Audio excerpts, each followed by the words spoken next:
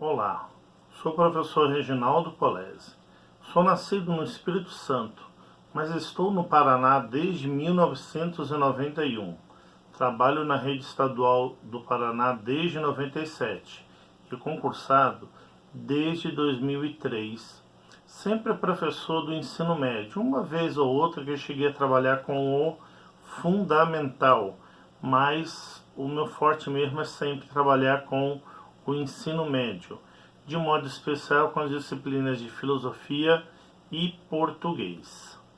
Sim, o Paraná adotou as aulas remotas desde o dia 20 de março e oficialmente começando as aulas no dia 6 de abril de 2020. Para isso, foi utilizado o Classroom como centralizador, mas sendo ainda aulas gravadas que vão para a TV e o YouTube. Veio tudo pronto da mantenedora. No início, um tanto conturbado, pois tudo era novo. Depois, um pouco mais padronizado. Eu mesmo pouca dificuldade tive, pois já conhecia o Classroom e todos os outros recursos utilizados. Inclusive, tive oportunidade de dar muito palpite para a SED de como melhorar determinadas ações. Quanto aos alunos, percebo que tiveram e ainda têm muita dificuldade para bem resolver as atividades no Classroom. Isso se deve pois os colegas professores estão tendo também muita dificuldade de utilizar esse Classroom. Com alguns colegas tive um diálogo assim: está conseguindo fazer o Classroom? Estou com muita dificuldade, não sei fazer nada. Mas se você assistir alguns tutoriais, não ficaria mais fácil para aprender? Até é verdade, vou fazer isso depois de terminar as atividades. Ou seja, o professor não está nem mesmo entendendo o que é tutorial, que se ele parar alguns minutos para aprender a fazer, poderá fazer mais rápido e de modo eficiente. A dificuldade é muito grande. Não. Sei que há uns 5 anos atrás, uma pedagoga em seu PDE fez uma pesquisa com algumas turmas da manhã, para saber quem tinha ou não celular, acesso à internet, coisas assim. Não tenho lembrança de detalhes sobre isso. Mas como não foi com todas as turmas e sabendo que em cada turno os perfis são bem diferentes, além de já ter sido há uns 7 anos atrás, fica claro que a escola não tinha a menor ideia da realidade estrutural dos seus alunos. Eu mesmo trabalhando com o Moodle desde 2013 com os alunos e tenho visto a evolução desde então. O ano de 2020 tinha começado com um aumento significativo de uso de tecnologias digitais em relação a 2019. E se comparado com 2013, então, foi um salto enorme. Mas ainda assim percebi pelo menos uns 20% dos alunos da manhã com dificuldade e talvez uns 40% da noite com dificuldade. Não houve planejamento, tudo improvisado. Ou, na melhor das intenções, planejamento para poucos dias. Veio decreto, veio resolução e orientações oficiais, porém tudo muito genérico, muito abrangente, dificultando o entendimento prático do que devia ou não se fazer nesse período aí. Na verdade, está muito parecido com presencial, ou seja, os alunos que estudam no presencial estão estudando remotamente.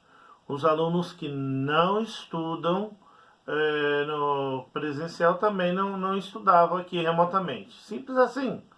Alunos que reclamam que têm dificuldade são os mesmos que presencialmente também têm dificuldade, ou seja, não mudou.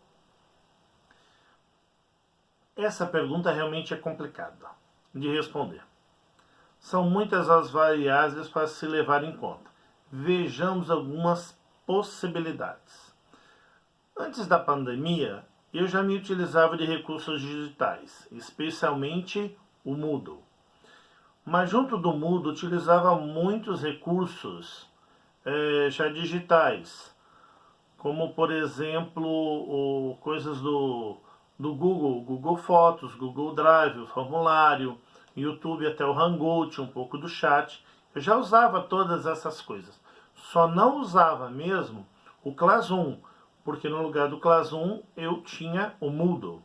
Então eu já fazia uma combinação entre o Moodle como lugar da postagem e os recursos do Google como um repositório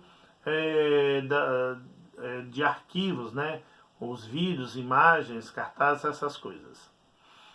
Agora, durante a pandemia, não pude mais usar o Moodle, apesar de já ter me informado da legalidade que eu poderia perfeitamente usar ao mesmo tempo o Classroom e o Moodle, não teria impedimento legal nenhum para isso. Mas depois eu pensei, cara, daria muito trabalho para fazer isso. Então desisti da ideia e falei, vamos usar somente o Classroom. Principais diferenças. No uso do Moodle, presencialmente, estava sempre ao lado do estudando, auxiliando, lá do ladinho dele, o que ele fazia e chamava de educação híbrida. Ou seja, as aulas eram presenciais, mas as atividades eram feitas e entregues por recursos digitais, como dito anteriormente. Inclusive, isso gera uma economia de papel enorme. Multiplique um pouco aí, pensa, ter ali 500 alunos, se cada aluno tivesse que me entregar 10 páginas de trabalho por trimestre, daria ali isso vezes 3, então 500 vezes 10 já dá 5 mil, 5 mil vezes 3, então 15 mil folhas de papel. Aí você converte isso em quantas árvores que isso dá e tudo mais. Então são tudo papéis que no presencial, se fosse utilizar, papel daria uma quantidade enorme. E os alunos me entregando as coisas tudo pelo Moodle, ou que seja agora pelo Classroom, temos esse ponto de vista, essa economia. E agora, parte mais difícil. E após a pandemia? Penso que será muito mais fácil voltar a utilizar o Moodle, pois os estudantes irão perceber a facilidade dele em relação ao Classroom. Concordo plenamente que em uma emergência como aconteceu agora, o melhor é usar mesmo o Classroom, porque ele é simples, é mais direto, é mais fácil de realmente implantar numa emergência. Mas quando acabar a pandemia, com planejamento, com organização, eu suponho que é mais fácil sim usar o Moodle, porque ele é muito mais completo, com mais relatórios, com mais recursos, com um monte de outros detalhes que de fato no Classroom não tem jeito.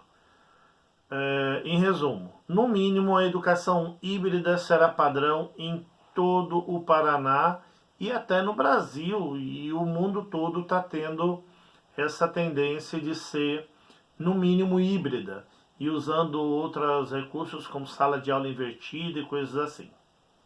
Na pergunta anterior já está parcialmente respondida essa questão, mas vejamos um complemento. Na aula presencial, acabamos por usar muitos recursos analógicos. O giz, caderno, caneta, lápis, os livros, tudo é analógico. Mas ainda temos os recursos digitais devidamente planejados para um uso regular em sala de aula, como é usar o celular, usar um projetor, usar uma televisão, né, assistir vídeos e coisas assim que são digitais. Vai ser muito mais fácil essas coisas no retorno. Não vejo mais como dar aula somente com recursos analógicos. No mínimo, aulas híbridas. Então veja bem, não que vamos dar conta de dispensar tudo o que é analógico, mas teremos sim sempre necessidade, uma maior facilidade para o uso das coisas híbridas. Certamente que farei mudanças. Na verdade, estou sempre mudando, independente da pandemia. Ela só apressou previsões que eu já tinha para daqui uns 5 anos.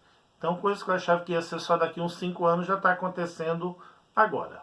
Se por um lado é obrigação sim da mantenedora, seja pública ou particular, auxiliar na formação tecnológica de seus profissionais da educação, por outro lado, cada profissional também precisa querer sair de seu porto seguro, da sua zona de conforto, né? E aprender a utilizar esses novos recursos tecnológicos. Então aqui eu coloco da seguinte maneira. Veja lá, ó, a SED já implantou esse @escola lá em 2016.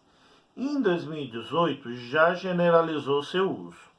Em 2019, ou seja, ano passado, antes de toda essa pandemia, já tinha mostrado que era importante os professores utilizarem esse recurso.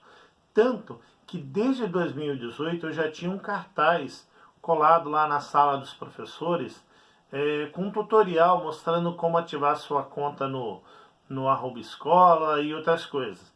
Toda vez que vinham me pedir ajuda no uso de um pendrive, eu dizia, cara, esqueça esse pendrive, vamos usar o Google Drive, muito mais fácil e tranquilo de utilizar. Mas o que aconteceu?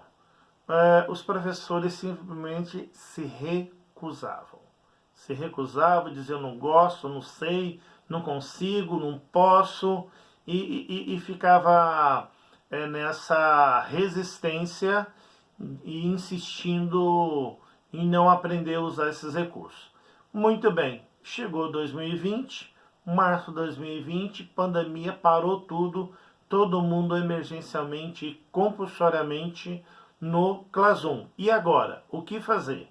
Como fazer?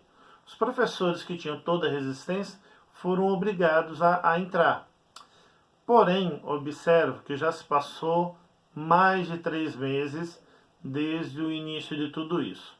E mesmo em 3 meses, uma quantidade muito grande de professores continuam dizendo que não sabem, que não podem, que não conseguem, que não tem jeito, que não conseguem aprender e ficam enrolando e não saem dessa zona de conforto. É assim, vão ficar, né, já se passou 4 anos, vão ficar mais 4 anos dizendo que não consegue aprender? Então, sei lá, parece ser meio confortável. Mas aí eu termino com algumas perguntas. Afinal, quais seriam as causas dessas resistências dos professores a aprender esses novos recursos? E quais as consequências desses professores não quererem aprender esses recursos? Sinceramente, não sei a resposta dessas perguntas. Temos que ainda aguardar e o tempo dirá como isso vai ser. Muito obrigado, tá aqui as minhas respostas. Uma boa reportagem para todos. Até mais.